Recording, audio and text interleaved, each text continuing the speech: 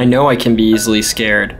I've known that since I was in 3rd grade and I wet myself because I was afraid of going to the bathroom and seeing Bloody Mary.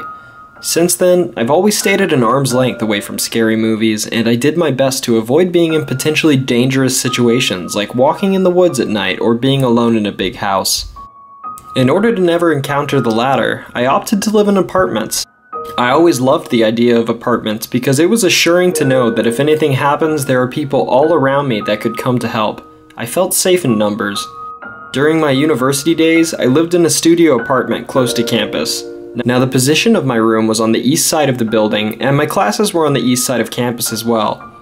However, the main entrance of the apartment was on the west side, so this means that I never took the main elevators in and out of the building because I could save myself 30 seconds of walking if I took the side door by the east side, which was the fire staircase exit. It was a relatively new building, and we even used key cards instead of normal keys. The security was tighter than most, and they made sure that everyone knew not to hold the door open and let strangers into the building, which made sense. The thing is, I never encountered one of these situations until one chilly September night. It was a Wednesday night, and I was coming home from my night class after dark. I could see the figure standing outside of the fire staircases from a mile away.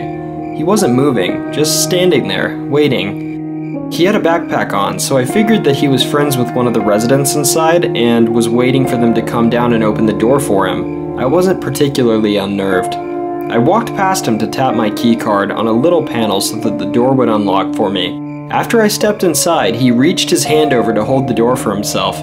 I politely told him, "I'm sorry, but I can't let you in." He looked at me and said nothing. Thankfully, he accepted my answer, nodded, and let the door close between us. I left him standing outside. I climbed the staircase until I reached the 4th floor and looked out the window. He was still standing below, looking up at me with a neutral, almost bored expression. I continued making my way to the room on the 4th floor. Like clockwork, this man appeared here every Wednesday night after I finished my classes. He reached for the open door every single time, and I was getting annoyed by that. I had to repeat myself every week about how I'm not allowed to let strangers in. He was never violent with me, and never spoke, but I thought that he was a little bit stupid for being so forgetful. I named him the Forgetful Man. Months later, in the middle of December, it was a drizzly day with a mix of light snow and slushy rain. It was a super miserable Wednesday, and it hit me particularly hard. I was annoyed at everyone and everything, so I paid no attention to the Forgetful Man when I entered the building and jogged up the staircase. By the time I reached floor 2, I realized I didn't hear the outside door close behind me. Oh shit, he must have held the door open again. I really didn't want to go back downstairs to tell him off because I was dead tired, and tonight I really couldn't care less if the Forgetful Man got in or not. It didn't really matter anyways because we had 2 locking doors. One door for outside the building to the inside of the fire staircase, and one more door for the fire staircase to the actual floor. So technically, even if he stepped foot inside the staircase, he wouldn't be able to enter any of the floors. I slowed down my pace by the time I arrived on my 4th floor, and that was when I heard the door close. Out of curiosity, I looked down the spiraling staircase on a whim and instantly regretted it. He was looking straight up at me from the 1st floor, just like when I saw him outside on that very first night I met him. Except this time, there was no windows separating us. Most people look upwards by tilting their head a little bit and shifting their eyes to the top. The Forgetful Man wasn't like most people. The Forgetful Man's head was unnaturally bent at a 90-degree angle backwards so that his entire face could point upwards directly at me. Except his face wasn't neutral this time. It was pure, delightful bliss with a smile that stretched from ear to ear and eyes full of lust and pleasure, like he's finally going to feast on a dinner he's been waiting for months. Terror overtook me, and I ran the remaining few steps to the door separating the staircase from the 4th floor. He was on the 1st floor, so I knew I had at least a few minutes before he reached me. I fumbled with my card, tapping it several times on the keycard lock and wishing that the green light would come up faster.